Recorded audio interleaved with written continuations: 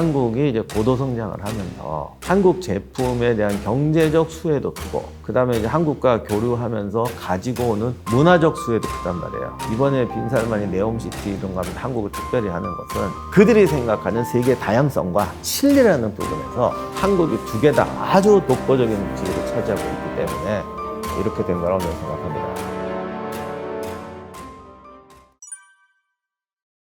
빈살만이 네온시티 구상하는 데는 일단 사우디나 중동 국가들이 제일 딜레마는 기름이 석유가 힘을 잃을 때 그때를 대비한 준비를 해야 된다라는 것이 있던 것 같아요. 그건 옛날 오일 쇼크 날 때도 그랬거든요. 그런데 이게 기름값을 올려서 현금을 많이 확보한다고 해도 언젠가 현금은 떨어지기 때문에 그건 소용이 없어요. 그리고 기름값 막 올리면 그 나라는 에너지만 팔아먹고 다른 건 다 수입해서 쓰기 때문에 오히려 자기네가 빈곤해집니다. 그게 이제 무역의 법칙 중에 하나죠. 그러니까 적정 가격으로 걔들도 배분해야 돼요. 결국은 스스로가 생산성이 있어야 돼요. 그동안 꽤 많이 노력했는데 참 안 되는 거예요. 사막에서 있던 부족들이 갑자기 세상 최첨단 세계로 올려다 보니까 이게 잘 안 돼. 외국에서 인류 학자를 데려와서 대학을 만들고 인류 대학을 이렇게 했더니 사우디 애들은 공부를 안 하고 외지에서 와서 공부를 하고 뭐 사우디 애들은 전액 장학금 주고 공부하라고 그랬더니 전에 한번 통계를 본 적이 있는데 뭐 이렇게 어떻게 공부를 한대요. 근데 저도 대학에서 가르쳐도 보고 공부도 해봤지만 이게 모든 학문이라는 게 고등학교 때까지 성적 좋다고 해서 대학에서 다 잘하는 게 아니에요. 대학의 학문이라는 건 결국 자기가 내 인생을 갖다 집어넣는다라는 그런 게 있어야 돼요. 전액 장학금 주고 취직시켜준다 그러면 놀면서 졸업장만 따는 거예요. 그렇기 때문에 결국 어떤 개인 사회 구조에서의 어떤 경쟁이라든가 목표의식 이런 게 만들어지지 않는 사회에서 돈으로는 해결할 수가 없단 말이에요. 그게 사우디아라비아의 지금 이제 고민 중에 하나죠. 그게 왜냐하면 산업화가 이렇게 너무 갑자기 오니까 여기서부터 이제 따라 올라갈 이런 분위기가 안 되는 것이죠. 아마 그러다 보니 굉장히 고민을 하다가 결국은 세계 최첨단 공간을 만들어 놓고 그곳에서 같이 더불어 살면서 세계의 모든 인류 기술자나 첨단 부분을 가져와서 더불어 살면서 발전하는 사람들을 만들어 보자. 같이 생활하면서. 그리고 뭐 이런 생각도 전 한 것 같아요. 예를 들면 망치 산업을 해서 기능을 배워서 하라고 그러면 사우디 사람들은 안 할 것이다. 사우디에서 육체 노동하는 사람은 전부 외지에서 온 사람들이 한다고. 이건 제가 진짜인지 아닌지 모르겠는데 농담처럼 들은 말인데 햄버거 가게도 주인은 사우디 아저씨고 일하는 점원은 어디 딴 나라에서 온 사람이다. 뭐 이런 말조차도 있을 정도로 뭐 이렇게 하고 있단 말이죠. 그러니 이걸 해가지고는 안 될 것 같은 거야. 그러면 어떤 최첨단, 뭔가 디자인, 엔지니어, 뭐 이런 거 하면서 최첨단의 공간에서 같이 날아가면 되지 않을까. 이런 공간을 조성하고 싶어 하는 것 같아요. 그것은 옳고 그르고를 떠나서 1970년대 오일 쇼크 났을 때부터 하던 고민을 사우디는 지금 네옴시티라는 방식으로 이제 해결해 보려고 하는 거죠. 또 하나는 이게 이제 위험한 건데 이게 군주국이에요. 모든 군주국은 자기 나라를 부강하게 만들고 싶은 욕구가 있어요. 아예 그 쓸데없는 군주는 그냥 놀고 먹기 바빠요. 근데 좀 이렇게 욕망이 있는 군주는 자기 나라를 아름답게 만들고 싶어요. 그런데 군주국의 개혁이 실패하는 경우가 구조적인 이해를 못하는 거예요. 예를 들면 프리드리히 내제가 왜 독일에서 세종대왕 같은 사람이냐? 또 우리나라 세종대왕이 왜 조선시대에 유명하냐? 구조적인 개혁을 한다고요. 그런데 구조적인 개혁을 못하는 경우에는 궁전을 크게 짓고 정원을 예쁘게 만들고 최첨단의 자동차를 굴리면 그것이 순전히 개인을 위한 사치가 아니고 뭔가 국민을 위해서 공익사업 같은 거대한 걸 일으키면 그 나라가 부강해지는 것이라고 착각하는 경우가 있어요. 그래서 제가 좀 전에 말씀드린 그 네옴시티를 통해서 뭔가 사우디 국민들이나 젊은이들에게 뭔가를 만들어 보자는 생각이 굉장히 사실은 낭만적으로 어떤 치밀한 계산과 논리 속에서 된 게 아니고 아주 멋진 세상을 만들어 놓으면 열심히 잘 살지 않을까. 이런 막연한 세상에서 나오는 전형적인 군주의 꿈, 군주의 아름다운 나라 만들기. 이런 구조라면은 이게 조금 본인한테도 위험하고 투자한 나라에도 위험하고 아니면 투자한 분들은 처음엔 아주 좋다가 장기적으로 안 좋을 수도 있겠죠. 제가 그 양반을 만난 적도 없고 들어본 적도 없어서 내가 볼 때는 군주의 아름다운 나라 만들기 좀 들어가긴 들어간 것 같아요. 왜냐하면 그렇지 않고서는 어떤 실험이나 테스트 과정 없이 공상과학 소설까지는 아니지만 약간 그거 비슷하던 미래 사회를 단숨에 이렇게 추진할 수는 없을 거라고 저는 생각해요. 너무 건너뛰거든요.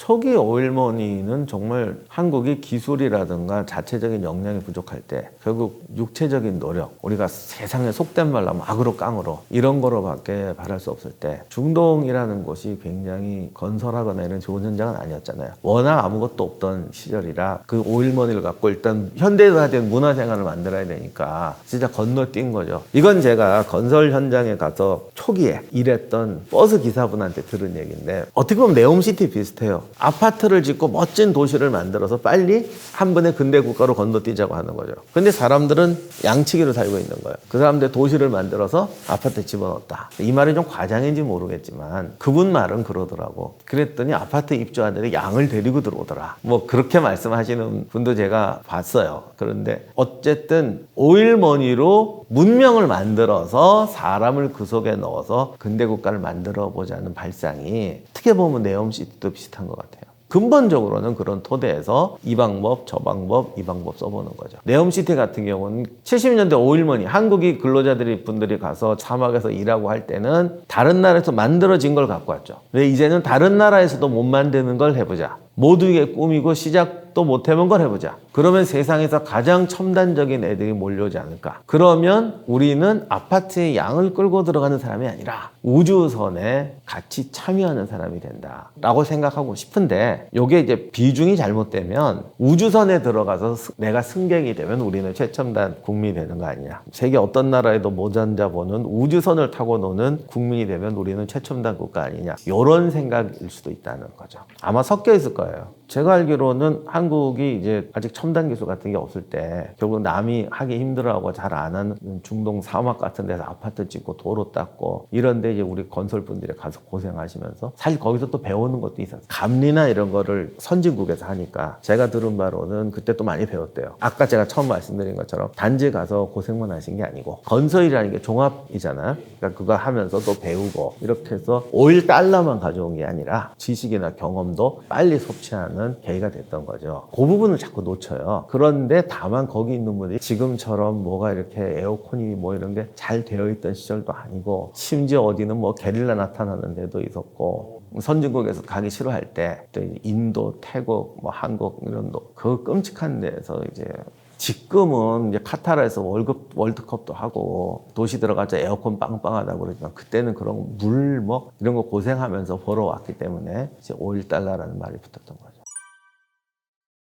중동이라는 나라는 냉전 시대부터 미국과 소련 어느 하나에 들어가고 싶지 않았던 나라예요, 걔들도. 그러니까 중동은 굉장히 의존하는 게 많아요. 무기도 사와야 되고 전쟁하면 뭐도 해야 되고. 하지만 동시에 그들은 석유를 갖고 있기 때문에 아무리 의존해도 궁극적으로 종속되진 않아요. 그리고 종속되지 않으려는 노력이 있고. 그래서 한참 냉전 시대에도 사실은 양쪽과 다 교류를 하는 제3세계의 파워였죠. 그러니까 사우디아라비아 같은 경우는 중동에서 가장 친미적인, 그러니까 미국하고 사이가 좋은 국가였다고 하지만 그건 워낙 석유 문제나 이런 것 때문에 또 미국과의 관계성이 좋을 수밖에 없지만 솔직히 그때도 우리가 생각하는 것처럼 정말 미국이 껌뻑 죽고 뭐 미국의 속국처럼 산다 이런 마음은 없었을 것이고 언제나 자기들이 가진 파워가 있으니까 최대한 자기 영역을 넓히려고 했던 것이고 그렇기 때문에 건설 같은 거 할 때 뭐 잘 사는 나라 애들이 그 사막에 안 오려는 것도 있지만은 가능하면 전 세계 많은 나라와 교류를 하면서 교역 관계를 넓혀가려는 노력을 계속 했던 것 같아요. 다만 그 과정에서도 그렇다고 모든 나라한테 공정한 기회를 주는 건 아니잖아요. 모든 나라에 손을 넓히고 하다 보니 자기들도 대상이 있겠지. 이쪽 나라, 저쪽 나라. 그쪽 편 중에서도 좀 자기에게 도움이 되는 나라. 그런데 70년대 한국이란 나라가 포지션이 국제정치적으로 참 약간 애매하고 특이한 구조인데 그렇기 때문에 한국과 관계를 맺었는데 한국이 이제 고도성장을 하면서 한국 제품에 대한 경제적 수혜도 크고 그 다음에 이제 한국과 교류하면서 가지고 오는 문화적 수혜도 크단 말이에요. 그러다 보니까 한국이라는 나라가 독자성을 점점 가지게 되는데 이번에 빈살만이 네옴시티 이런 거 하면 한국을 특별히 하는 것은 그들이 생각하는 세계 다양성과 실리라는 부분에서 한국이 두 개 다 아주 독보적인 지위를 차지하고 있기 때문에 이렇게 된 거라고 저는 생각합니다. 지금 한국 방산업이 갑자기 세계의 주목을 받는 거는 두 가지 이유가 있다고 봅니다. 첫째는 일단 가성비 좋다라고 하는데 이거 잘못 말하면 굉장히 위험한 게 무기는 가성비라는 게 없을 수도 있어요. 왜냐하면 실전에 전쟁에 나갔어. 그러면 자, 적은 100이야. 근데 이쪽은 60이고 이쪽은 30이야. 사는 사람 입장에서는 이거는 60이고 이거는 30인데 가격은 거의 동일해. 그러면 야, 이거 60짜리가 가성비가 좋네 라고 얘기할 수가 있단 말이에요. 그런데 적하고 붙었을 때 60이고 30이고 상대가 안 된다면 이건 가성비가 없는 거예요. 근데 제가 드리고 싶으면 이런 말을 하면 그럼 한국무역 그러면 형편없다는 뜻이냐? 제가 이렇게 들릴까 봐 그러는데 그건 아니고, 이 가성비라는 부분이 참 판단하기 어려운 부분인데, 한국이 가지는 가성비의 가장 중요한 거는 지금 뭐냐면, 전 세계가 이 러시아 우크라이나 전쟁 나기 전까지는 이 세계대전급의 전쟁이 이제 안 날 거라고 믿고 모두가 군비 축소 상황이어서 생산시설이 없어요. 군대는 있어야 되지만 당장 실전에 투입할 만큼 대량적인 군수시설을 갖춘 나라가 없어요. 미국 말고는. 그런데 갑자기 무기가 필요하게 됐는데 한국이 대량 생산을 할 수 있는 나라인 거죠. 그리고 늘 실전적으로 검증하고 있는 나라고, 또 한국은 이제 어쨌든 미국하고 가까워서 미국 무기에 뭐 옵션에 묶인 것도 있고, 소총 같은 거는 뭐 거의 아직도 M16 계열에서 그냥 쓰고 있잖아. 그런데 어쨌든 미국 무기가 또 좋고, 요즘은 이제 아날로그가 문제가 아니라 전자장비가 문제니까, 그런 등등 했을 때 한국 무기는 미제 무기의 수준에 따라가는 굉장히 능력과 전자장비 능력도 있고, 또 하나는 생산성이 있단 말이죠. 그런 점에서 가성비가 뛰어난 거죠. 지금 당장 전쟁을 대비해서 나라를 무장시킬 수 있는 데가 별로 없어요. 그리고 최첨단, 뭐 독일, 미국 이런 나라들은 첨단 무기에 대한 또 제한이 되게 많죠. 뭐 그런 거 등등등 하니까 실전에 투입할 수 있는 역량과 생산력을 가진 나라에서 한국이 신뢰를 얻은 거죠. 물론 이렇게 신뢰 얻는 데는 오랜 시간이 걸렸고, 그런 점에서 갑자기 지금 전 세계가 실전용 군대로 바꾸려는 상황이 벌어지니까 한국 군대에 주목하게 되는 거죠.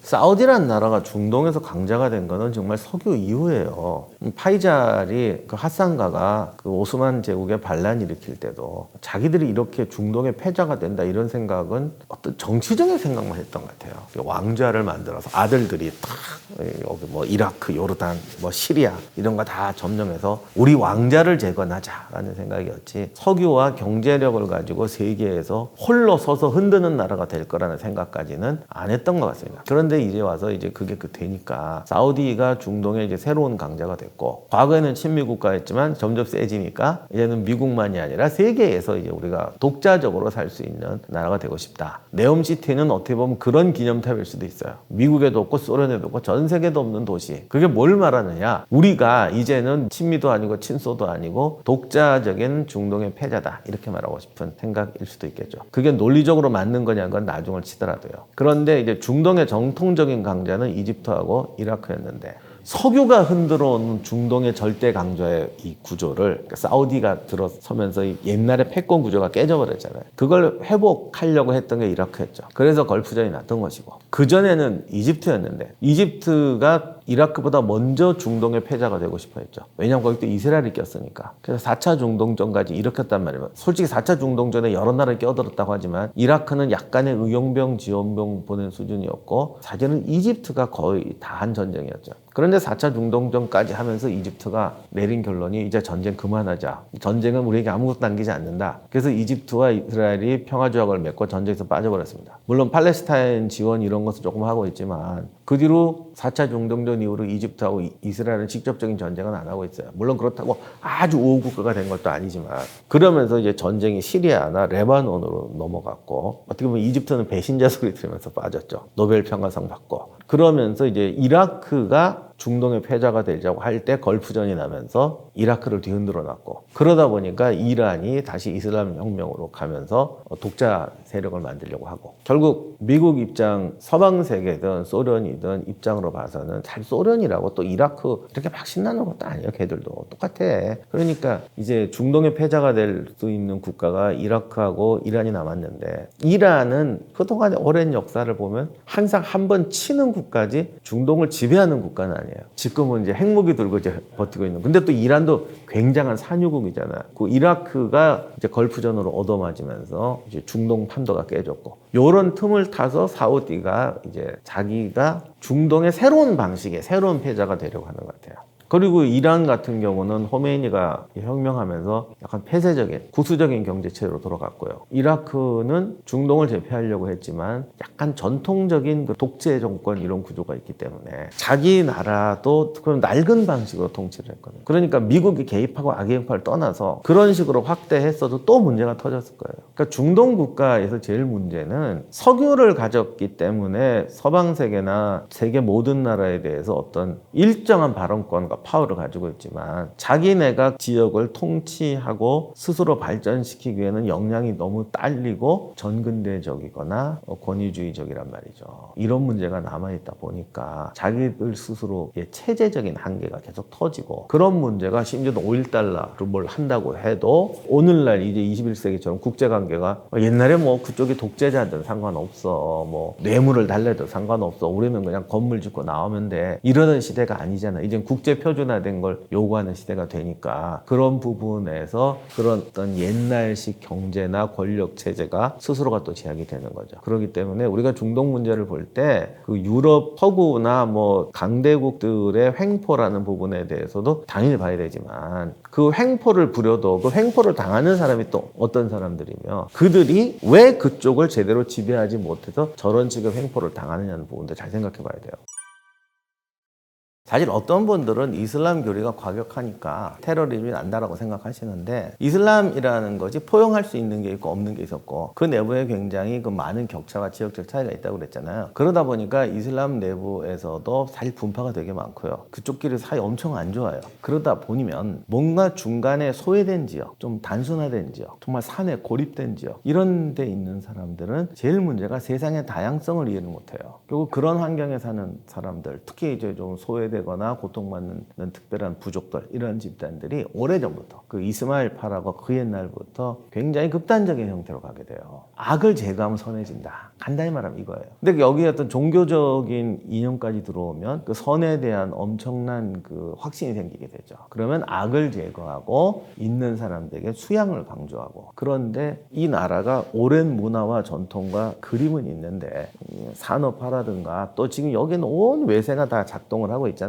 그러다 보니까 그걸 만들어갈 기능은 없는 것이죠. 그러면 TV를 우리가 만들어서 생산해서 팔아먹으면서 우리의 부와 삶을 키워가는 사람과 어디서 돈은 생기니까 TV를 갖고 왔더니 아무것도 안 하고 TV만 보고 있는 데가 있단 말이지. 그러다가도 어느 날 TV를 만들게 되면 그러지 않는데 계속 몇십 년을 그러고 있으면 결국 TV를 깨버리자. TV를 갖고는 해도 깨버리자. 그리고 사람들에게 엄하게 교육시켜서 TV라는 걸 생각도 못하게 하자. 이런 생각을 하게 되는 거죠.